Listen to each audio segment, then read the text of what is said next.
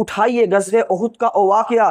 غزوہ احد کے اندر جب مسلمان جیتی جنگ ہار جاتے ہیں تو ابو سفیان کھڑا ہو کے اعلان کرتا ہے، جو کافرین کا مشرکین کا لیڈر تھا، انہوں نے اعلان کیا، کیا تم میں محمد موجود ہے صلی اللہ علیہ وسلم؟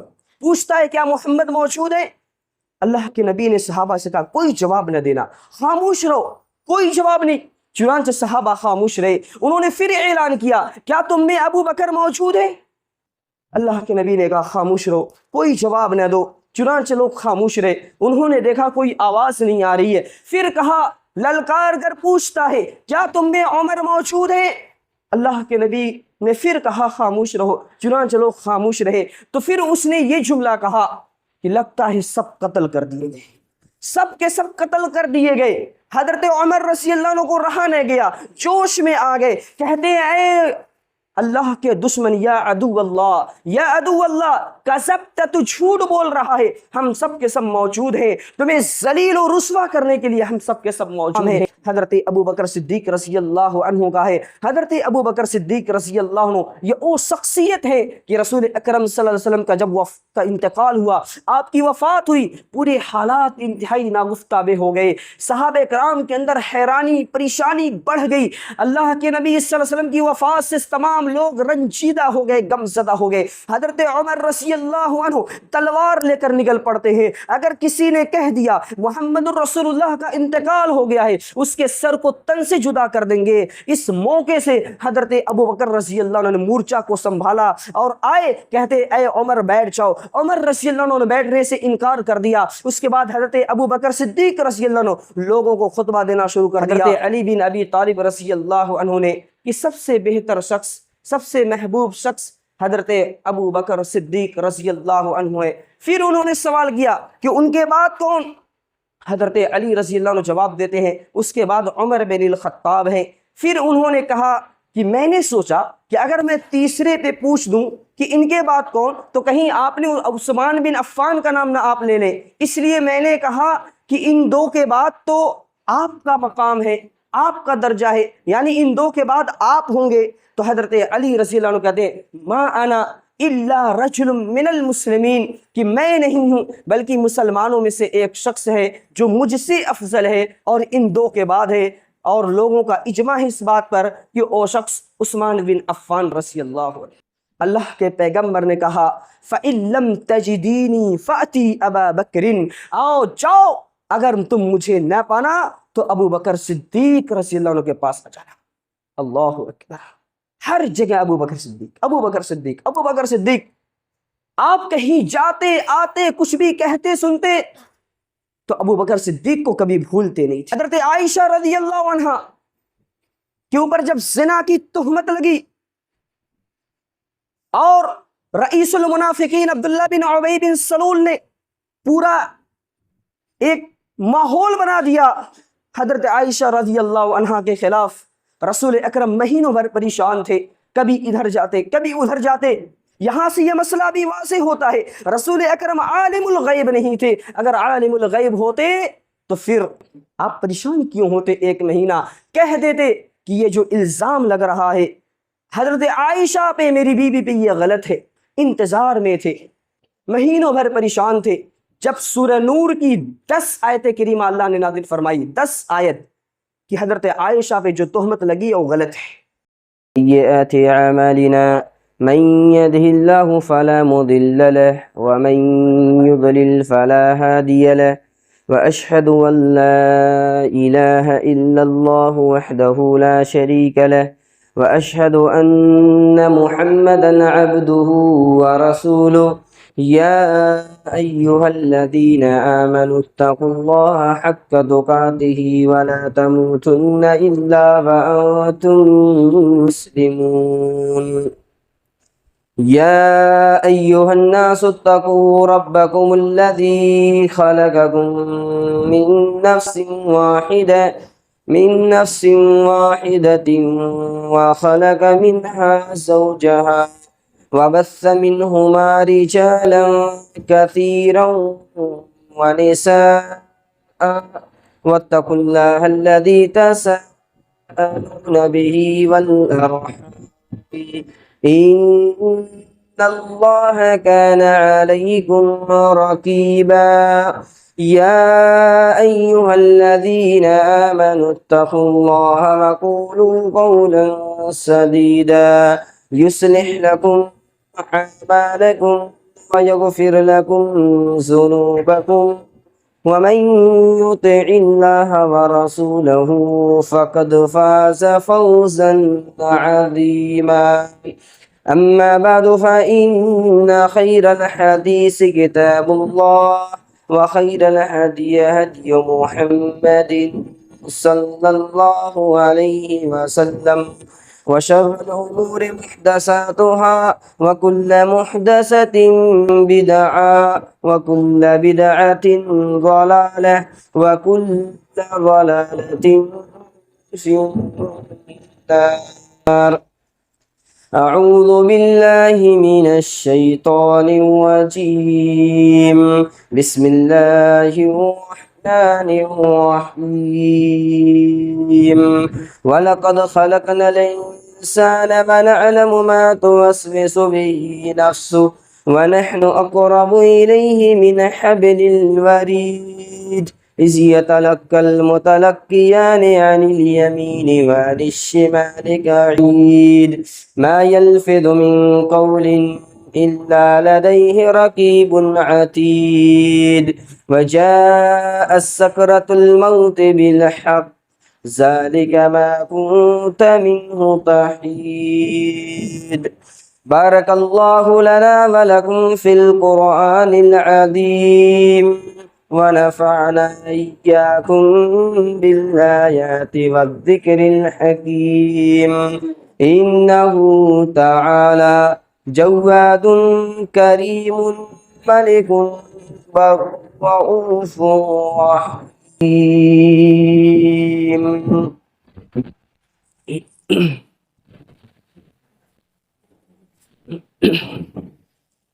الحمد لله الذي هدانا لهذا وما كنا لنهتدي لولا أن هدانا الله.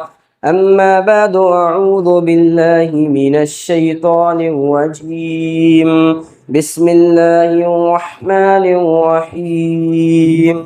فإن آمنوا بمثل ما آمنتم به فقد اهتدوا.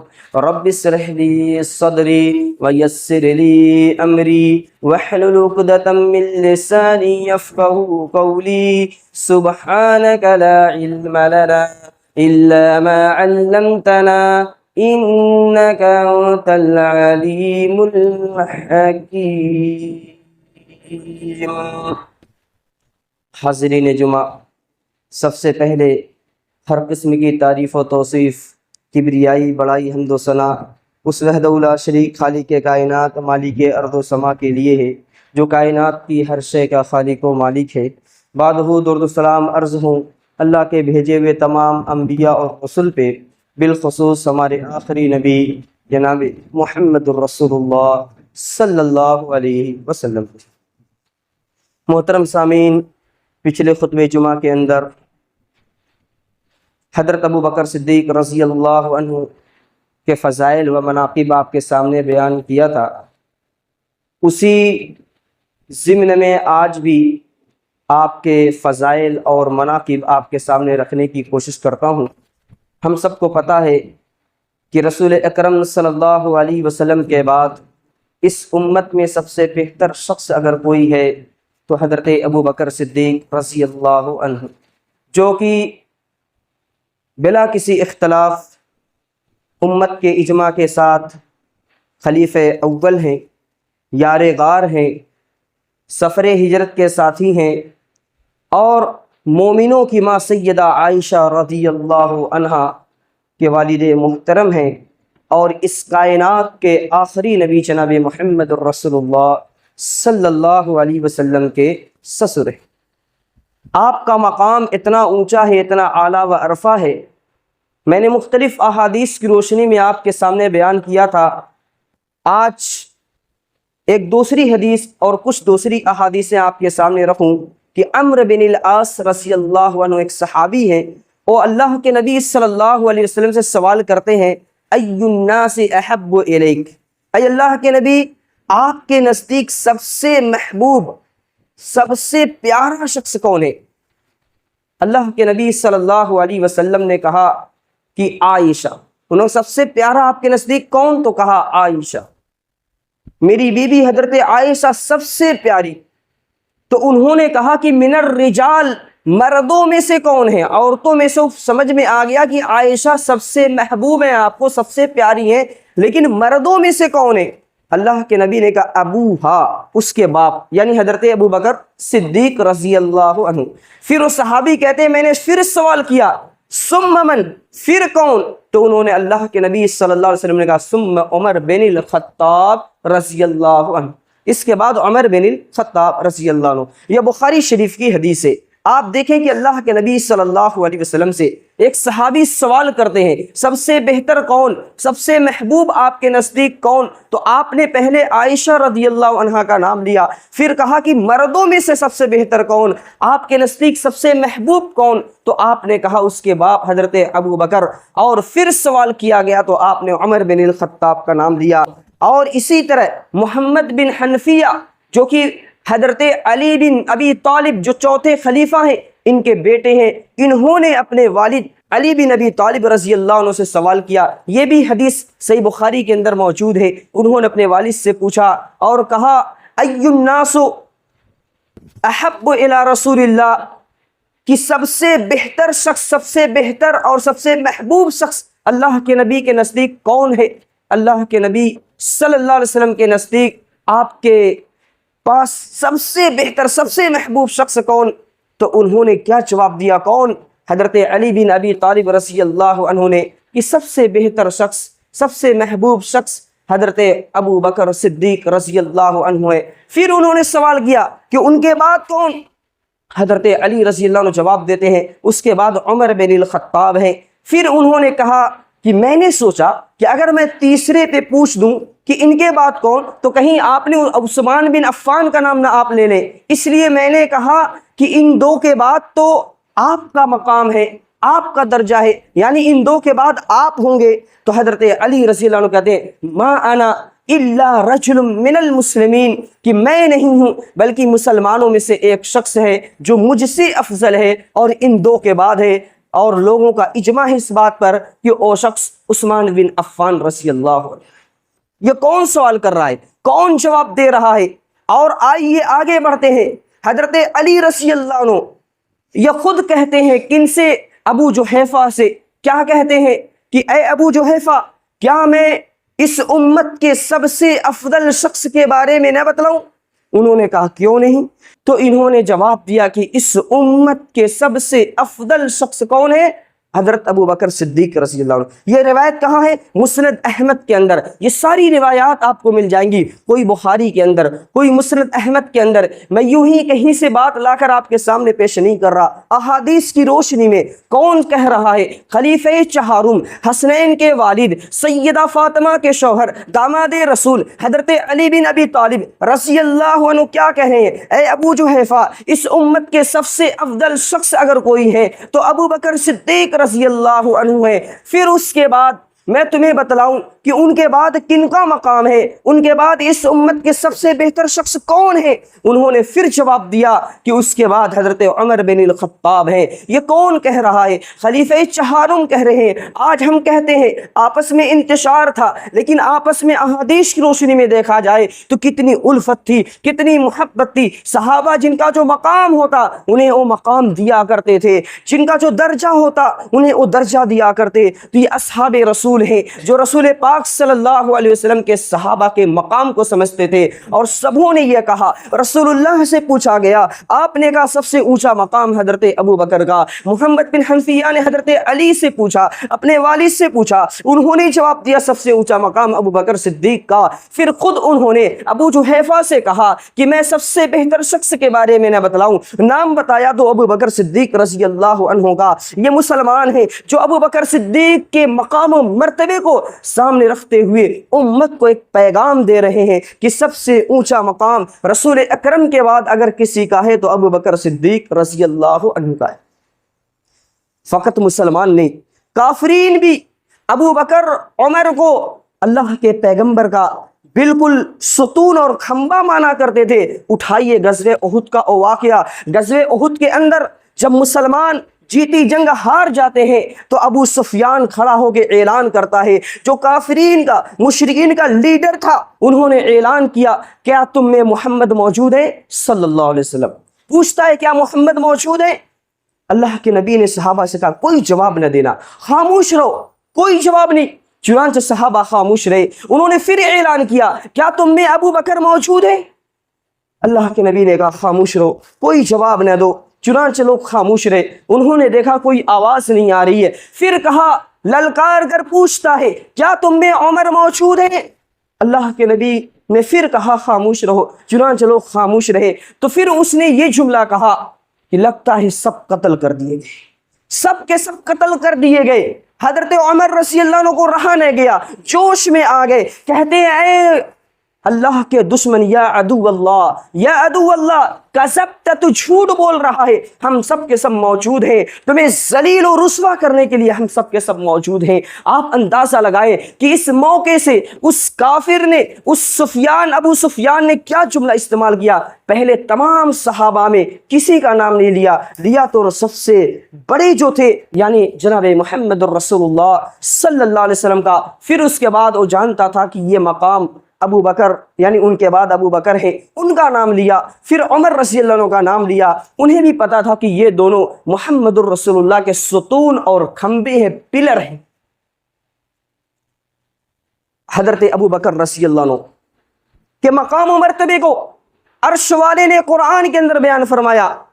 जब आप अपने साथी अबू बकर सिद्दीक रज़ी अल्लाह अन्हु को लेकर गारे सोर में पहुंचे, तकरीबन 3 दिन तक वहां क़ियाम करते हैं। आपके बेटे अब्दुल्ला बिन अब्दुर्रहमान, अब्दुल्ला बिन अबू बकर रात की तारीकी में जाते और खाने पीने के अशिया पहुंचा आते और सुबह फजर से पहले पहले वापस चले आते, ताकि अहले मक्का को लगे कि हम मक्का के अंदर रात गुजारे हैं। और फिर दिन भर मक्का के अंदर रहते और यहाँ की जो भी बातें होती रात में जाकर और वहाँ उन लोगों को आगाह कर देते, बतला देते। हजरत मोहम्मद रसूलुल्लाह सल्लल्लाहु अलैहि वसल्लम कहाँ है? गारे हिरा के गारे सोर के अंदर। वहां पर उन्होंने अल्लाह रब्बुल आलमीन ने इन दोनों के बारे में क्या जुमला इरशाद फरमाया, इज़ हुमा फिल गार इज़ यक़ूलु लिसाहिबिही ला तहज़न इन्नल्लाह मअना। किस्सा लंबा है कि वहां पर जब आप पहुंचे और ये कि एक सारे सुराख को बंद कर दिया, एक सुराख बाकी था, वहां पर आपने अपने पैर के अंगूठे को लगा दिया और फिर वहां किसी जहरीले सांप ने, बिच्छू ने आपको डस लिया और ये कि आप वहां बहुत ज्यादा परेशान हो गए। और आप सल्लल्लाहु अलैहि वसल्लम चूंकि आपकी रान पर सोए हुए थे, आपने मुनासिब न समझा कि उठाए। और फिर जब आप उस दर्द को बर्दाश्त न कर सके, आंख से आंसू के कतरे जारी हो गए। वो आंसू का कतरा रसूल पाक के जब जिस्म पर पड़ता है, अल्लाह के नबी बेदार होते हैं, पूछते हैं, फिर वो वाक़या बतलाते हैं। अल्लाह के पैगंबर अपना लुआब, अपना थूक वहां लगा देते हैं और वो दर्द खत्म हो जाता है। इस तरह से वाक़यात लंबे हैं। बिलमुख्तसर ये अल्लाह के नबी सल्लल्लाहु अलैहि वसल्लम ने वहां पर जब आप दोनों थे, काफिरीन आपका सुराग लगाते लगाते वहां तक पहुंच गए थे, नजर नीची करनी थी कि देख लेते। इस मौके से हजरत अबू बकर ने अपने साथी हजरत मोहम्मद रसूलुल्लाह से कहा, अल्लाह के नबी अब हम देख लिए जाएंगे, पकड़ लिए जाएंगे। उस मौके पे उन्होंने, अल्लाह के पैगंबर ने क्या जुमला कहा था, ला तहज़न इन्नल्लाह मअना, गम न करो अल्लाह हमारे साथ है। इस वाक़ये को अल्लाह ताला ने यूं नकल फरमाया, इज़ हुमा फिल गार इज़ यक़ूलु लिसाहिबिही ला तहज़न इन्नल्लाह मअना। याद करो उस वाक़ये को जब वो दोनों गार के अंदर थे, गारे सोर के अंदर थे और उनमें से एक अपने साथी से ये कह रहा था, लफ्ज़ साथी इस्तेमाल किया, लिसाहिबिही, अपने दोस्त से, अपने साथी से। अर्श वाला जिनको रसूल पाक का साथी कहे, उनकी शख्सियत के बारे में हम झगड़े, इससे बड़े अफसोस की क्या बात होगी। अल्लाह कुरान में ये इरशाद फरमा रहा है कि अबू बकर अल्लाह के पैगंबर के साथी हैं। इद हुमा फिल गार इद यक़ूलु लिसाहिबिही ला तहज़न इन्नल्लाह मअना। अल्लाह अबू बकर को मुहम्मदुर रसूलुल्लाह का साथी करार दे। जाहिर सी बात, अल्लाह जिन्हें साथी करार दे, उनकी शख्सियत पे कैसे कोई कुछ सोच सकता है? जो सोच रहा है समझ जाओ उससे बड़ा गलत इंसान कोई नहीं। और आगे बढ़िए, حضرت عائشہ رضی اللہ عنہا کے اوپر جب زنا کی تہمت لگی اور رئیس المنافقین عبداللہ بن ابی بن سلول نے پورا ایک ماحول بنا دیا حضرت عائشہ رضی اللہ عنہا کے خلاف، رسول اکرم مہینوں بھر پریشان تھے، کبھی ادھر جاتے کبھی ادھر جاتے۔ یہاں سے یہ مسئلہ بھی واضح ہوتا ہے رسول اکرم عالم الغیب نہیں تھے، اگر عالم الغیب ہوتے تو پھر آپ پریشان کیوں ہوتے؟ ایک مہینہ کہہ دیتے کہ یہ جو الزام لگ رہا ہے حضرت عائشہ پہ، میری بیوی پہ، یہ غلط ہے۔ انتظار میں تھے، مہینوں بھر پریشان تھے، جب سورہ نور کی 10 آیت کریمہ اللہ نے نازل فرمائی، 10 آیت کہ حضرت عائشہ پہ جو تہمت لگی ہے وہ غلط ہے، جن کے بارے میں قرآن کی آیت کریمہ نازل ہوئی، براءت کا اعلان ہوا، تو یہ جو آپ کے خلاف پروپیگنڈا کیا گیا تھا اس میں بعض مسلمان بھی شریک ہو گئے تھے، جن میں ایک تھے مستح بن اوساسہ رضی اللہ عنہ، جو کہ حضرت ابو بکر صدیق رضی اللہ عنہ کے خالہ زاد تھے، خالہ کے لڑکے تھے، خالہ زاد بھائی تھے، یہ بھی اس میں شریک ہو گئے۔ اور یہ اتنے غریب تھے کہ ان کی کفالت حضرت ابو بکر کرتے تھے۔ حضرت ابو بکر رضی اللہ عنہ ہر مہینے انہیں راشن کا اور دوسری چیزوں کا پیسہ دیا کرتے، اور وہ ان کی بیٹی کے خلاف ہو گئے۔ بہرحال معاملہ چلتا رہا، جب برات کا اعلان ہوا، قرآن کی 10 آیت کریمہ نازل ہو گئی، حضرت ابو بکر صدیق رضی اللہ عنہ کو بہت غصہ آیا کہ جن کی میں کفالت کر رہا ہوں وہ میرے خلاف، میری بیٹی کے خلاف لوگوں کا ساتھ دے رہا ہے۔ چنانچہ آپ نے اس دن قسم کھا لی، اب آج سے میں مستح بن اوساسہ پہ 1 روپیہ خرچ نہیں کروں گا، اب آج سے دینا بند۔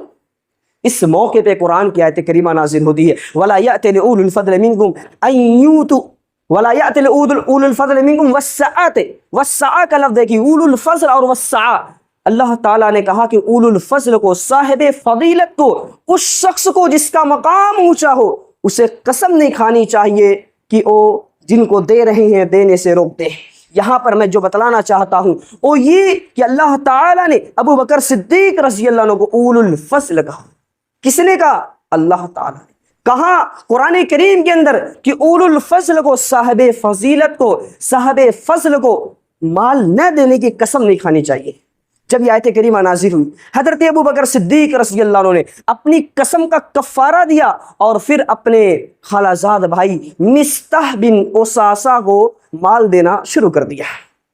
ظاہر سی بات ہے، جن کو صاحب فضیلت اللہ تعالیٰ کہے، جن کے فضیلت کو اللہ تعالیٰ بیان کرے، جن کے مقام کو اللہ تعالیٰ اونچا کر دے، اسے ہم اور آپ نیچا کرے، اس سے بڑے افسوس کی کیا بات ہو سکتی؟ رسول اکرم صلی اللہ علیہ وسلم کا مقام اتنا اونچا ہے کہ آپ سے اونچا کسی کا مقام نہیں، اور آپ کے بعد حضرت ابو بکر صدیق رضی اللہ۔ ایسے ہی غزوہ بدر کے بارے میں آپ لے لیجئے، غزوہ بدر کے موقع پہ جب 70 کافرین قیدی بنا لیے گئے، انہیں ایک قید خانے کے اندر رکھا گیا، سب کے ہاتھ پاؤں کو باندھ دیا گیا، رات ہوئی، سارے صحابہ اپنے اپنے خیموں میں چلے گئے، رسول اکرم صلی اللہ علیہ وسلم اپنے خیمے کے اندر ہیں۔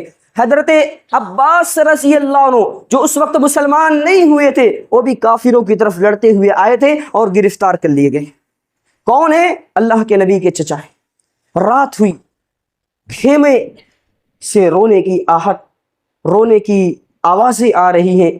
اللہ کے نبی صلی اللہ علیہ وسلم کی اس بات کا درد ہوا کہ ان تمام میں میرے وہ چچا بھی ہیں جو میرے نزدیک میرے باپ کا درجہ رکھتے ہیں۔ اللہ کے پیغمبر اپنے خیمے کے اندر آپ کی آنکھوں سے آنسو جاری ہو جاتے ہیں، آپ کے رونے کی آواز باہر آنے لگتی ہے۔ صحابہ کرام نے یہ چیز سنی تو آپ لوگوں کو بڑا حیرت اور بہت ہی پریشانی لاحق ہوئی، مگر کس کو ہمت تھی، کس کو جرأت تھی کہ رسول پاک کے دروازے پہ دستک دے؟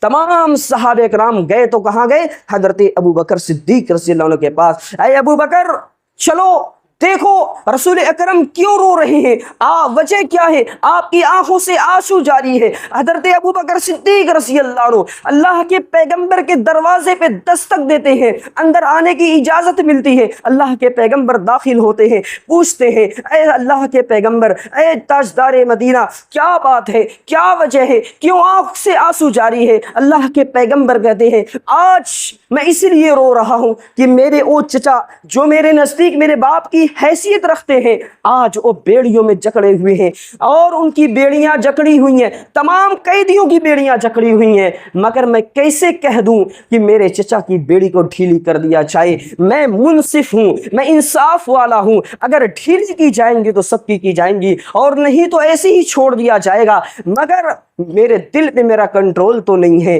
میں دل پہ کنٹرول نہیں رکھتا، اس وجہ سے میں بے ساختہ میری آنکھ سے آنسو جاری ہو گئے۔ بہرکیف اللہ کے نبی صلی اللہ علیہ وسلم کے پاس جا کر پوچھنے کی اگر ہمت تھی تو حضرت ابو بکر صدیق رضی اللہ عنہ کو تھی، اور لوگوں نے اگر کہا تو ابو بکر صدیق سے کہا اے ابو بکر چلو اور پوچھو کی وجہ کیا ہے۔ کسی کو ہمت نہ ہے، یہ مقام تھا حضرت ابو بکر سے۔ ایسے ہی صحیح بخاری کی حدیث، ایک عورت اللہ کے نبی صلی اللہ علیہ وسلم کے پاس آتی ہے، آپ صلی اللہ علیہ وسلم نے ان سے کہا کہ جاؤ دوبارہ آنا، بعد میں آنا۔ اس نے کہا اے اللہ کے رسول، میں بعد میں آؤں اور آپ کو نہ پاؤں تب کیا کروں؟ اللہ کے پیغمبر نے کہا فَإِن لَمْ تَجِدِينِي فَأْتِي أَبَا بَكْرٍ، آؤ جاؤ، اگر تم مجھے نہ پانا تو ابو بکر صدیق رضی اللہ عنہ کے پاس آ جانا۔ اللہ اکبر، ہر جگہ ابو بکر صدیق، ابو بکر صدیق، ابو بکر صدیق۔ آپ کہیں جاتے آتے کچھ بھی کہتے سنتے تو ابو بکر صدیق کو کبھی بھولتے نہیں تھے۔ کیوں؟ کیونکہ ابو بکر صدیق وہ شخصیت ہے کہ جن کے برابر کوئی نہیں، سب سے بہتر شخص، سب سے اونچا مقام آپ کو میں نے پچھلے خطبے کے اندر بتلایا تھا کہ مسجد نبوی کے اندر جتنے لوگوں کے دروازے کھل رہے تھے، اللہ کے پیغمبر نے ارشاد فرما دیا تھا لا يبقين في المسجد باب الا سد الا باب ابی بکر، کہ مسجد نبوی کی طرف کھلنے والے تمام لوگوں کے دروازے کو بند کر دیا جائے سوائے ابو بکر صدیق رضی اللہ عنہ۔ اللہ کے پیغمبر نے آپ کے مقام کو کتنا اونچا رکھا، اللہ کے نبی نے آپ کا کتنا درجہ اونچا رکھا۔ آپ سوچئے اپنی زندگی کے اندر اپنے مصلی پر اگر نماز کی اجازت دی تو ابو بکر صدیق رضی، یہ کتنی بڑی چیز ہے۔ آپ کی زندگی میں مصلی رسول پر اگر امامت کی تو ابو بکر صدیق نے، آپ کے دروازے کو بند نہیں کیا گیا، آپ کے بارے میں یہ کہا گیا کہ آپ جنت کے 8 دروازے سے داخل ہوں گے، آپ کے بارے میں یہ کہا گیا کہ آپ سب سے بہتر ہیں، آپ سے بہتر کوئی نہیں، آپ کے بارے میں یہ کہا گیا کہ آپ اس امت کے پہلے خلیفہ، یعنی آپ نے اشارہ کر کے بیان فرما دیا، واضح طور سے تو نہیں فرمایا لیکن اشارہ کر دیا کہ میرے بعد اگر خلیفے کا حقدار کوئی ہے تو ابو بکر صدیق رضی اللہ عنہ ہے۔ اسی طرح حضرت فاطمہ رضی اللہ عنہا کہ مال فدق کے بارے میں جو آتا ہے کہ آپ کی وفات کے بعد، رسول اکرم کی وفات کے بعد وہ حضرت ابو بکر صدیق کے پاس آتی ہیں اور کہتی ہیں اللہ کے نبی نے جو مال چھوڑا ہے اس میں سے ہمارا کیا حصہ بنتا ہے، ہمیں دے دیا جائے۔ تو حضرت ابو بکر صدیق رضی اللہ عنہ نے کہا اے فاطمہ سنو، اللہ کے نبی سے ہم نے یہ بات سنا ہے لا نورث، ہم انبیاء جو بھی مال چھوڑتے ہیں ان میں کوئی وارث نہیں ہوتا ہے، ما ترکنا فہو صدقہ، جو بھی ہم مال چھوڑ کر جاتے ہیں وہ صدقہ ہوتا ہے، اس لیے ہم کیسے آپ کو دے دیں۔ حضرت فاطمہ خاموش ہو گئی۔ ظاہر سی بات ہے انبیاء کے مال میں کوئی وارث نہیں ہوتا ہے، تو اب وہ کیسے اللہ کے نبی صلی اللہ علیہ وسلم کے مال کو ان کے درمیان تقسیم کرتے؟ اس طرح کے الزام سے لوگوں کو بچنا چاہیے، دور رہنا چاہیے۔ حضرت ابو بکر صدیق رضی اللہ عنہ کبھی بھی اللہ کے نبی صلی اللہ علیہ وسلم کی مخالفت نہ کرتے تھے، جو بات رہتی اللہ کے نبی کی جتنی بات جیسے رہتی ویسے ہی من وعن کرنے کی کوشش کیا کرتے تھے۔ لشکر اسامہ کا وہ منظر یاد کریے کہ اللہ کے نبی صلی اللہ علیہ وسلم نے جنہیں بنا کر بھیج دیا تھا، بعد میں لوگوں نے انہیں روکنے کی کوشش کی، قصہ لمبا، انشاءاللہ اس کو اگلے میں ہم بیان کریں گے۔ بالمختصر یہ کہ اللہ کے نبی صلی اللہ علیہ وسلم کے بعد اگر کسی کا مقام ہے حضرت ابو بکر صدیق رضی اللہ عنہ کا ہے۔ حضرت ابو بکر صدیق رضی اللہ عنہ یہ وہ شخصیت ہے کہ رسول اکرم صلی اللہ علیہ وسلم کا جب کا انتقال ہوا، آپ کی وفات ہوئی، پورے حالات انتہائی ناگفتہ ہو گئے، صحابہ کرام کے اندر حیرانی پریشانی بڑھ گئی۔ اللہ کے نبی صلی اللہ علیہ وسلم کی وفات سے تمام لوگ رنجیدہ ہو گئے، غمزدہ ہو گئے۔ حضرت عمر رضی اللہ عنہ تلوار لے کر نکل پڑتے ہیں، اگر کسی نے کہہ دیا محمد الرسول اللہ کا انتقال ہو گیا ہے، اس کے سر کو تن سے جدا کر دیں گے۔ اس موقع سے حضرت ابو بکر رضی اللہ عنہ نے مورچہ کو سنبھالا اور آئے، کہتے اے عمر بیٹھ جاؤ۔ عمر رضی اللہ عنہ نے بیٹھنے سے انکار کر دیا۔ اس کے بعد حضرت ابو بکر صدیق رضی اللہ عنہ لوگوں کو خطبہ دینا شروع کر دیا، اے لوگوں سنو، من کان منکم یعبد محمدا فإن محمدا قد مات، تم میں سے جو بھی محمد کی عبادت کرتا تھا یا محمد کے نقش قدم پہ چلتا تھا، محمد کے فالوور تھے، انہیں پتا ہونا چاہیے کہ محمد انتقال کر چکے ہیں، رسول اللہ انتقال کر چکے ہیں، آپ دنیا سے رخصت ہو چکے ہیں، آپ دنیا سے جا چکے ہیں۔ اس طرح آپ نے جب خطبہ ارشاد فرمایا تو لوگوں کو یہ بات سمجھ میں آ گئی، حضرت عمر رضی اللہ عنہ کو بھی یہ بات سمجھ میں آ گئی۔ اس کے بعد آپ نے قرآن کی آیت کریمہ پڑھی، وما محمد الا رسول قد خلت من قبلہ الرسل افئن مات